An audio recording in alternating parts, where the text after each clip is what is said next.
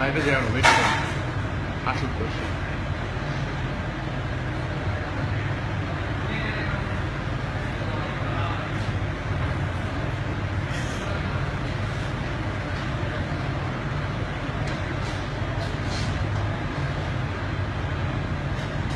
ঘুরে আনি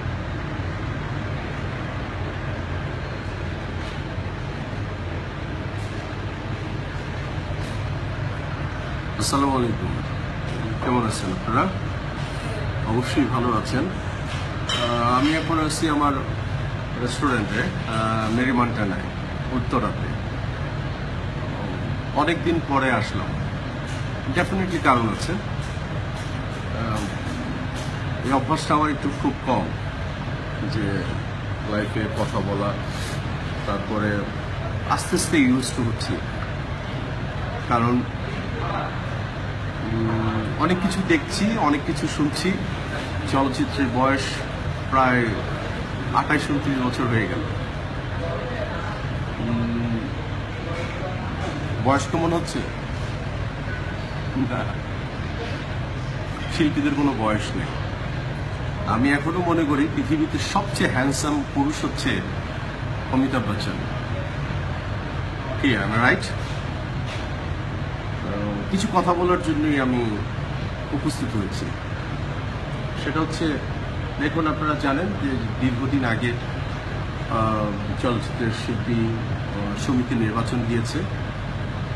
যে কোনো কারণেই হোক, আমার ললাটে লেখা হয়েছে আমি পরাজিত। এটা কিন্তু কোনো ফ্যাক্টর না, কিন্তু পরাজয়ের ব্যাপারটা কোনো ফ্যাক্টর না। কিন্তু ফ্যাক্টরটা হচ্ছে কিছু কিছু কারণ।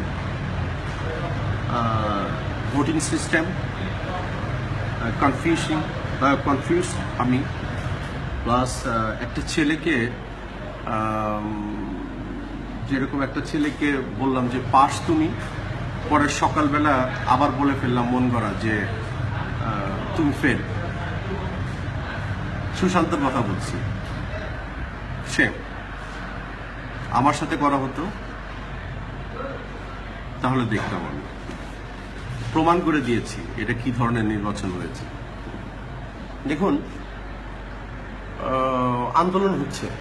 মৌসুমী কয়েকদিন আগে বলল যে আন্দোলনের সাথে আমি একমত না। কার বিরুদ্ধে আমি আন্দোলন করব? আমরা নিজেদের বিরুদ্ধে আন্দোলন করব তা না, কিন্তু আপনারা যারা আন্দোলন করছেন তারাও আমার ভাই, বোন, কলিগ। আমি এখন যে কথা বলছি, আমি কিন্তু আপনাদেরই পরিবারের একজন। আপনাদের ভালোবাসা চাই, ভালোবাসতে চাই আপনাদেরকে। দেখুন, আমিও কিন্তু চাই যে সাপটা চুক্তির ব্যাপারে আমি কথা বলেছি মাননীয় প্রধানমন্ত্রীর ব্যাপারে। সাপটা চুক্তির যে নিয়ম আছে, নিয়মের থেকে চলচ্চিত্রের এই সিস্টেমটাকে অফ করে দেওয়ার জন্য আমি মাননীয় প্রধানমন্ত্রীর কাছে অনুরোধ করছি যে আপনি আমাদের অহংকারের অহংকার, সেখান থেকে আমাদেরকে একটু রক্ষা করুন। আমি স্পষ্ট করে বলেছি। শিল্পী সমিতি নিয়ে আমি কিছু কথা বলতে চাই। রাজ্জাক সাহেব নিয়ে, আমাদের কিংবদন্তি, আমাদের আশীর্বাদ চলচ্চিত্রের রাজ্জাক আঙ্কেল, তো তাকে নিয়ে কথা হলো, তখন সমিতি চুপ। আলমগীর সাহেব ফিল্ম বুঝে না, তখনও সমিতি চুপ। চিকন আলী নামে একটি ছেলে আছে, অভিনেতা, ওকে বেদব মারা হলো, সেখানেও শিল্পী সমিতি চুপ। আমি স্পষ্ট করে বলে দিতে চাই মাননীয় রাষ্ট্রপ্রধানের কাছে, শিল্পী সমিতির নিশা এবং জায়েদের নেতৃত্বে ওখানে গেল। সেখানে বলা আছে যে তাদের নেতৃত্বে প্রেসিডেন্টের সাথে ওনারা দেখা করতে গিয়েছে, কমিটি।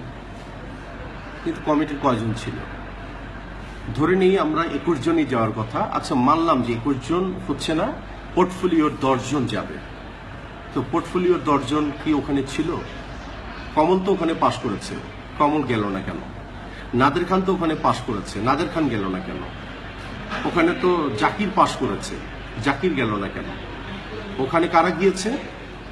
আমাদের চলচ্চিত্রের অহংকার পারভেজ ভাইয়া, ফারুক ভাইয়া গিয়েছে। কবরী আপা গিয়েছে, কাঞ্চন ভাই গিয়েছে, মানলাম ওনারা আমাদের গুরুজন, মানলাম আমি, কিন্তু ওনারা তো কমিটির সাথে নেই। তো কমিটিতে যারা পাশ করে গিয়েছে তারা গেল না কেন? আচ্ছা, এই ব্যাপারে আমি কিন্তু জায়েদকে আমি বলেছিলাম, মৌসুমী কার্যনির্বাহীতে আছে, আমি ধরে নিলাম মৌসুমীর যাওয়ার দরকার নেই, কিন্তু দেখুন আমরা ফিল করি আর না করি, মৌসুমীকে কিন্তু ফিল করে কিন্তু মাননীয় প্রধানমন্ত্রী।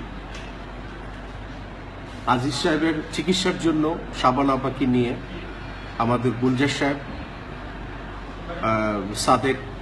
সাদেক দুলাভাই, ওয়াইস সাদেক সাহেব আমাদের দুলাভাই, ওনাদেরকে নিয়ে, আলমগীর ভাই ওনাদেরকে নিয়ে মাননীয় প্রধানমন্ত্রীর সাথে দেখা করতে গিয়েছেন।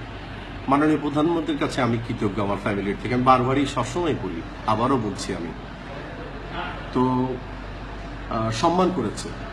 কিছু কিছু জায়গায় যৌথ প্রযোজনার ব্যাপারে আমি বিপক্ষে না, যৌথ প্রযোজনার ছবি হোক, কিন্তু এটা নিয়ম মাফিক হোক, 50-50 ভাবে হোক।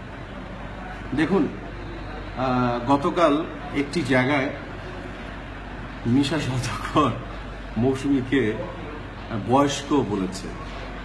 ও সবসময় বলে যে ও ইউনিভার্সিটি থেকে পড়াশোনা করে তারপরে আর্টিস্ট হয়েছে। তো মিশা, তুমি কোন জায়গার থেকে এসছো আমি খুব ভালো করে জানি, তোমার ফ্যামিলি ব্যাকগ্রাউন্ড কি এটাও আমি ভালো জানি। আমি অত্যন্ত মধ্যম পরিবারের ঘরের একটি ছেলে, আমি কোনো বড় লোকের ছেলে না, আর বিশাল কোনো পড়াশোনা জানা একটি ছেলে না, কিন্তু আমি স্বীকার করে নিচ্ছি আমি আপনাদের ভালোবাসায় আমি ওমর সানি। আমি এক সময় আপনারাই কিন্তু আমাকে নাম্বার 1 হিরো বানিয়েছিলেন বাংলাদেশে। এটা বলতে হবে যে আমি আর মৌসুমী, উজ্জ্বল সাহেব বেঁচে আছে, আমি বলেছিলাম মিশাকে নিতে হবে, উজ্জ্বল সাহেব বলছে মিশা আবার কেটা, আমি বলছি একটা ছেলে আছে, ওকে একটু ভিলেন হিসাবে নেন। তখন তোমার কি অবস্থান ছিল মিশা? 10,000 টাকার আর্টিস্ট ছিল না। আর তখনকার সময় আমি আর মৌসুমীর অবস্থান কোথায়? তুমি বলেছো যে তুমি ছাড়া চলচ্চিত্র অচল। তোমার গত 2-2.5 বছরের মধ্যে লাভ ম্যারেজ ছাড়া আর কি ছবি হিট ছবি আছে তোমার? লাভ ম্যারেজ ছাড়া কি তোমার হিট ছবি আছে? একটা ছবি দেখাতে পারবা হিট ছবি আছে? তুমি আবার বললা কি সাকিব আর তুমি সহ 70%, তো তুমি তো রং করছো, তোমাকে নিলে 50%। সাকিব ছাড়া তুমি তো 0। তুমি আমাকে বেকার বলেছো। গত 3 বছরে আমার কতগুলো ছবি রিলিজ হয়েছে, দর্শক আপনারাও খুব ভালো করে জানেন। ছবির নামগুলি দিয়ে দেন,